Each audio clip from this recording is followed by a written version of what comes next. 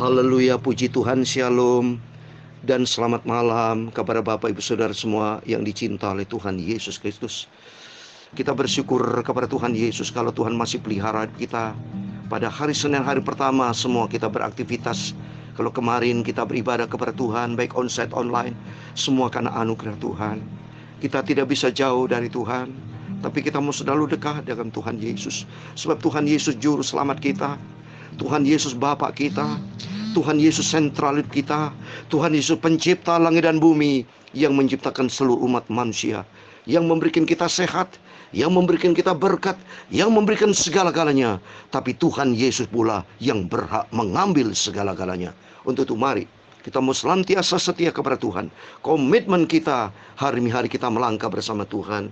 Semua karena kasih setia Tuhan, bersama Yesus kita melangkah, dan Roh Kudus kan nuntun hidup kita.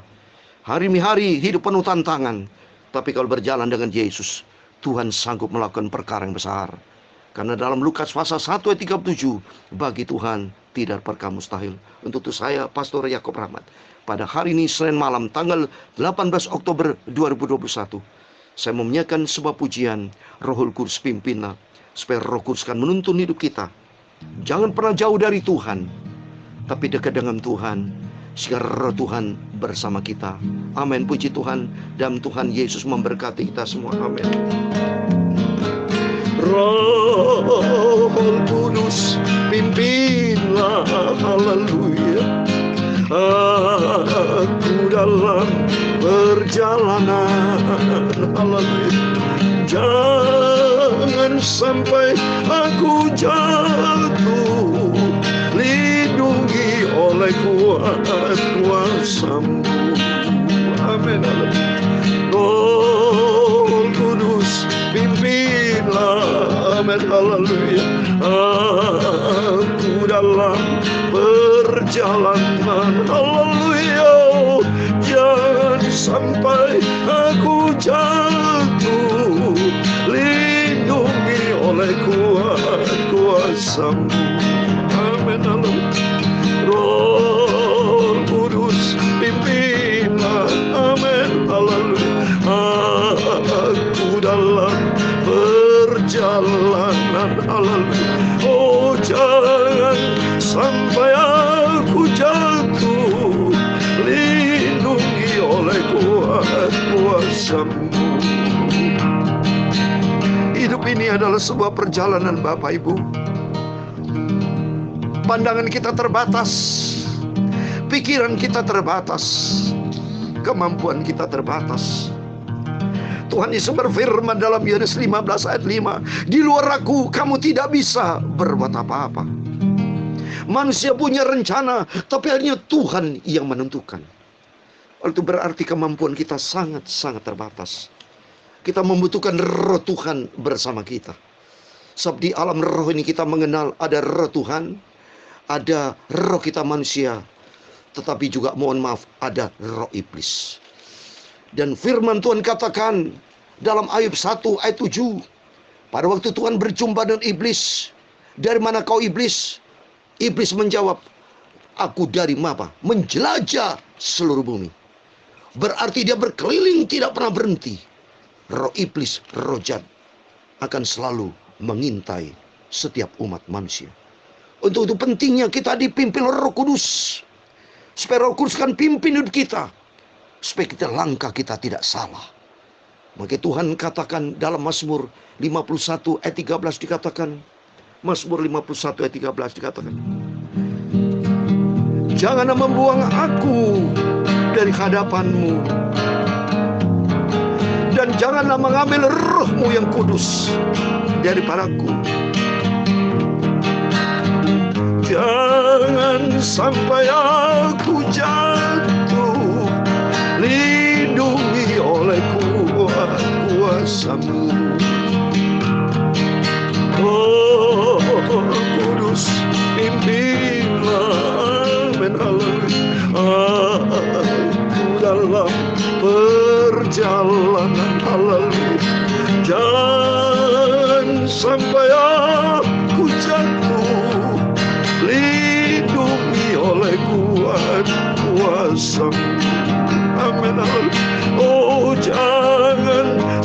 sampai aku jatuh, lindungi oleh kuat kuasa-Mu. Amin, haleluya.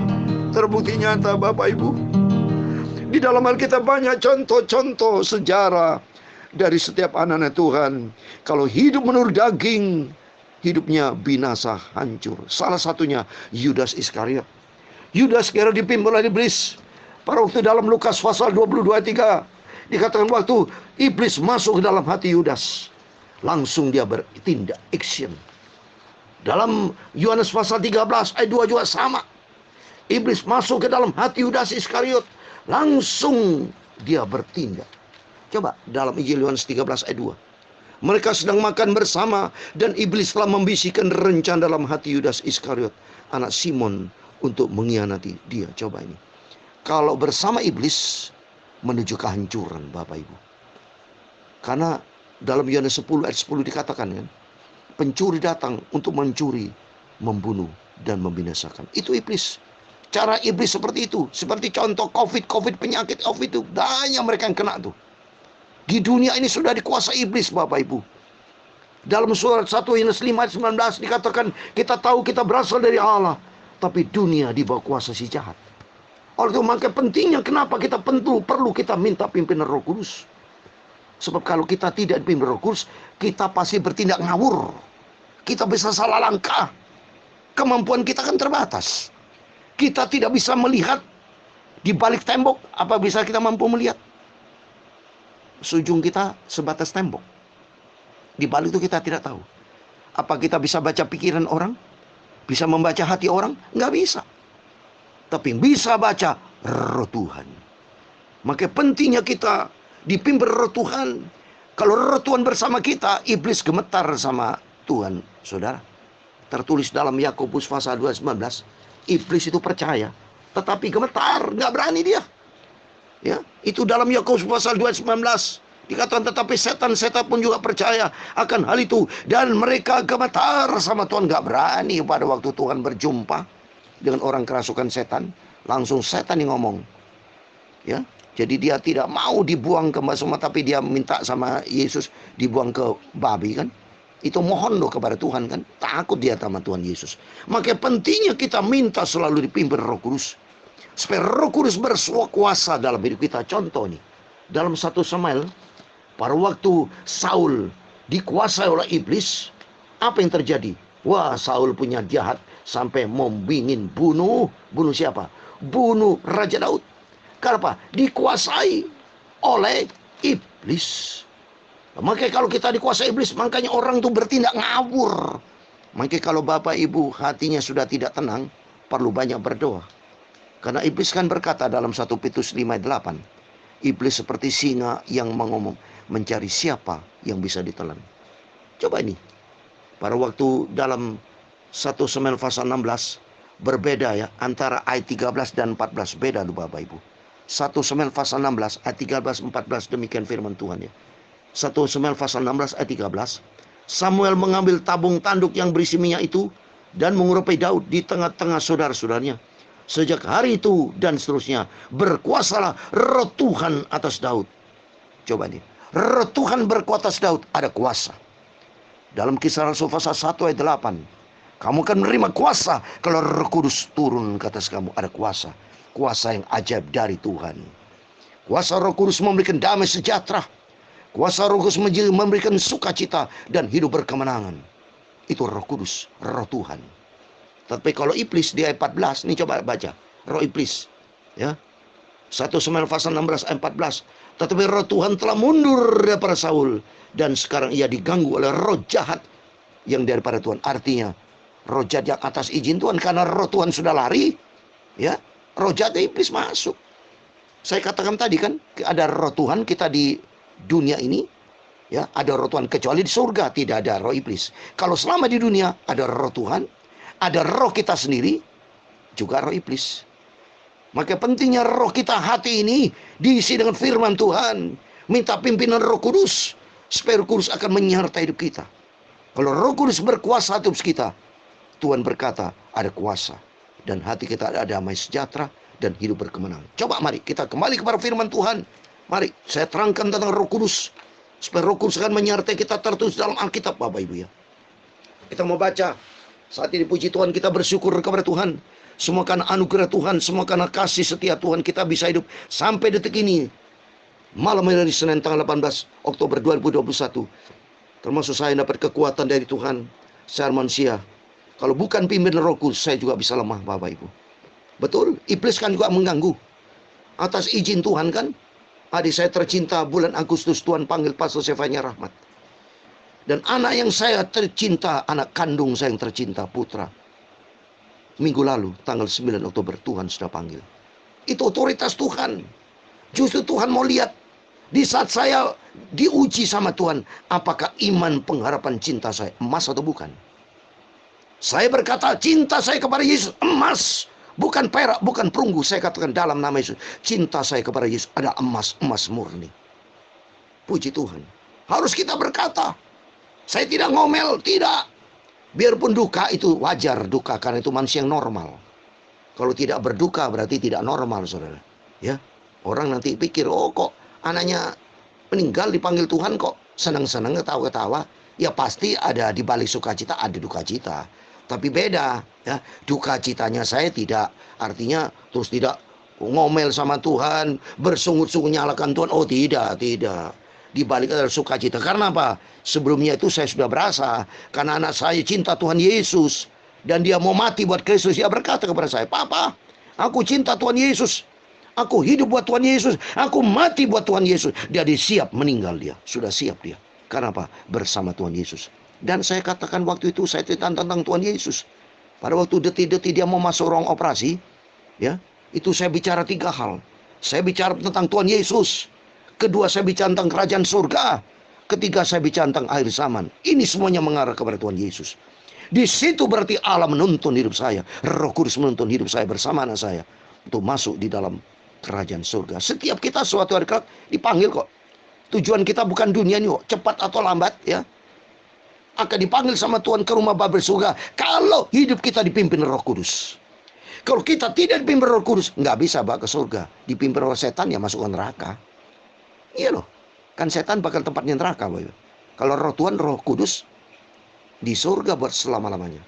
Oleh itu mari kita mencinta Tuhan, kita mau mengasihi Tuhan. Mari kita mau kembali kepada firman Tuhan. Saya mau baca Kisah Rasul-Rasul 11 ayat 1 sampai 18. Demikian firman Tuhan. Rasul-rasul dan saudara-saudara di Yudea mendengar bahwa bangsa-bangsa lain juga menerima firman Allah. Ketika Petrus tiba di Yerusalem, orang-orang dari golongan yang bersunat berselisih mendapat pendapat dengan dia. Kata mereka, engkau telah masuk ke rumah orang-orang yang tidak bersunat dan makan bersama-sama dengan mereka. Tetapi Petrus menjelaskan segala sesuatu berturut-turut, katanya, aku sedang berdoa di kota Yope. Tiba-tiba rohku diliputi kuasa ilahi. Dan aku melihat suatu penglihatan, suatu benda berbentuk kain lebar yang bergantung pada keempat sudutnya diturunkan dari langit sampai di depanku. Aku menatapnya dan di dalamnya aku lihat segala jenis binatang berkaki 4. Dan binatang liar dan binatang menjalar dan burung-burung. Lalu aku mendengar suara berkata kepadaku, bangunlah, hai Petrus, sembelihlah dan makanlah. Tetapi aku berkata, tidak, Tuhan, tidak. Sebelum belum pernah sesuatu yang haram dan yang tidak tahir masuk ke dalam mulutku. Akan tetapi untuk kedua kalinya suara dari surga berkata kepadanya, apa yang dinyatakan halal oleh Allah, tidak boleh kau nyatakan haram. Hal itu terjadi sampai 3 kali, lalu semuanya ditarik kembali ke langit. Dan seketika juga 3 orang berdiri depan rumah, di mana kami menumpang. Mereka diutus kepadaku dari Kasaria. Lalu kata rohku, roh kepadaku, pergi bersama mereka dengan tidak bimbang. Dan ke-6 saudara ini menyertai aku, kami masuk ke dalam rumah orang itu. Dan ia menceritakan kepada kami, bagaimana ia melihat seorang malaikat berdiri di depan rumahnya dan berkata kepadanya, suruh orang ke Yope untuk menjemput Simon yang disebut Petrus. Ia akan menyampaikan suatu berita kepada kamu, yang akan mendatangkan keselamatan bagimu dan bagi seluruh isi rumahmu. Dan ketika aku mulai berbicara, turunlah Roh Kudus ke atas mereka, sama seperti dahulu ke atas kita. Maka teringatlah aku akan perkataan Tuhan, Yohanes membaptis dengan air, tetapi kamu akan dibaptis dengan Roh Kudus. Jadi jika Allah memberikan karunia kepada mereka sama seperti kepada kita, pada waktu kita mulai percaya kepada Yesus Kristus, bagaimana mungkin aku mencegah dia? Ketika mereka mendengar hal itu, mereka menjadi tenang, lalu memuliakan Allah, katanya, Jadi kepada bangsa-bangsa lain juga Allah mengaruniakan pertobatan yang memimpin kepada hidup. Amin. Puji Tuhan. Demikian firman Tuhan sudah kita baca. Di dalam nama Tuhan Yesus Kristus, setiap Bapak Ibu Saudara semua diberkati Tuhan. Marilah bersama saya, kita sama-sama anak Tuhan. Kita sama-sama anak Tuhan Yesus yang berharga di mata Tuhan. Kita sama-sama mulia dan Tuhan mengasihi kita. Mari hidup kita dipimpin Roh Kudus. Seperti apa? Rasul Petrus waktu di ayat yang kelima dikatakan, Kisah Rasul 11 ayat 5, aku sedang berdoa di kota Yope, tiba-tiba rohku diliputi kuasa ilahi. Ini pentingnya. Petrus dikuasai ilahi. Karena apa? Dia rajin berdoa. Waktu mari Bapak Ibu, saya selalu katakan rajinlah berdoa. Karena berdoa itu perintah Tuhan. Berdoa membangun persekutuan dengan Tuhan. Berdoa berarti menyatukan diri kita kepada Tuhan. Pentingnya kita berdoa menyembah kepada Tuhan. Jangan doa singkat-singkat kalau bisa Bapak Ibu ya. Doa menyembah kepada Tuhan. Kalau bisa disuakan lebih dari 5 menit. Ada menyembah kepada Tuhan.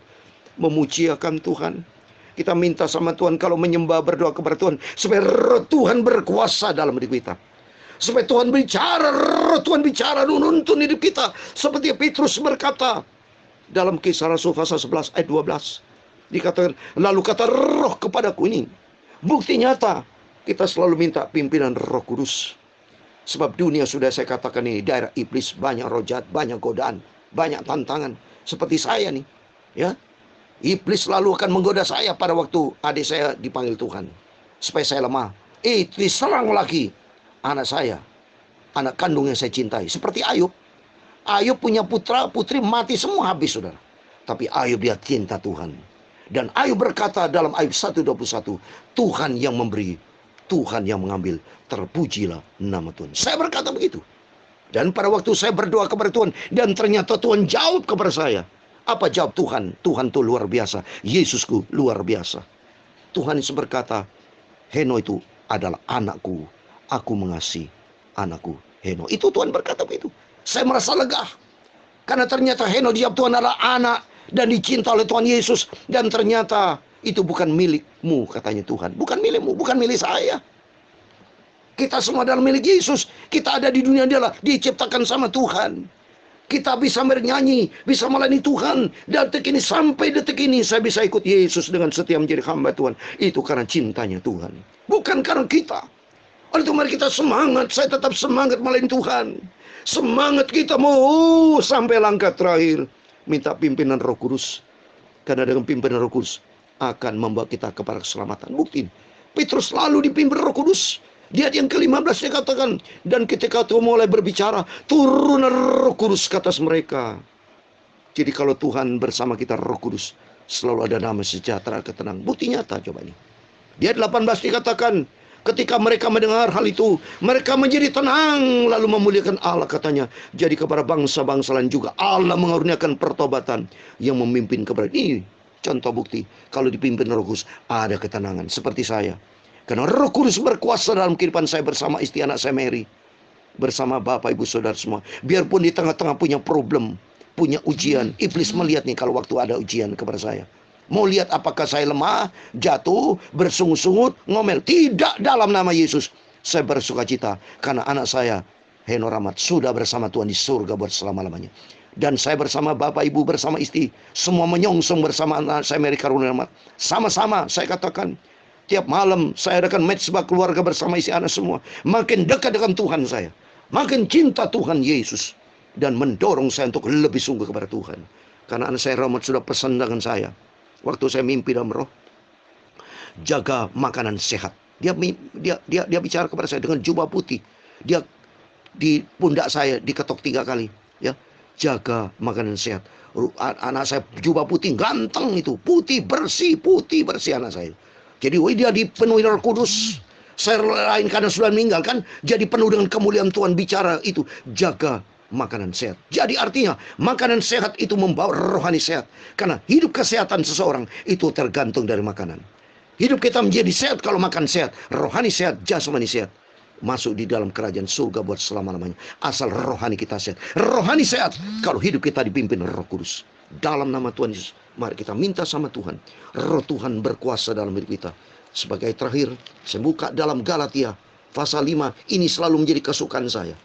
Galatia pasal 5 ayat 25. Demikian firman Tuhan. Jikalau kita hidup oleh roh, air besar, baiklah hidup kita juga dipimpin oleh roh. Amin.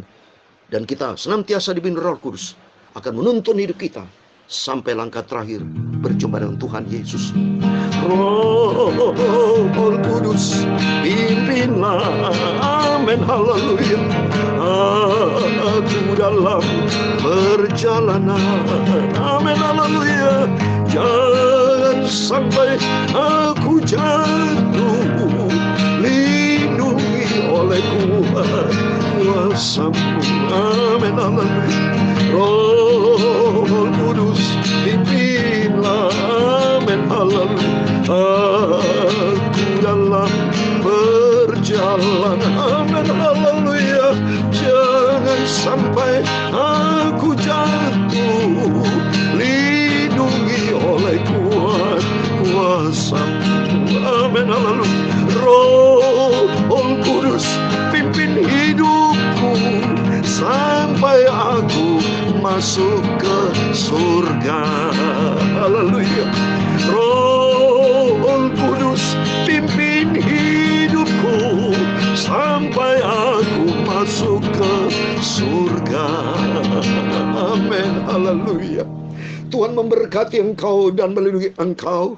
Tuhan menyinari engkau dengan wajah-Nya dan memberi engkau kasih karunia. Tuhan menghadapkan wajah-Nya kepadamu dan memberi engkau damai sejahtera. Bapa kami yang di surga, dikuduskanlah nama-Mu, datanglah kerajaan-Mu, jadilah kehendak-Mu di bumi seperti di surga.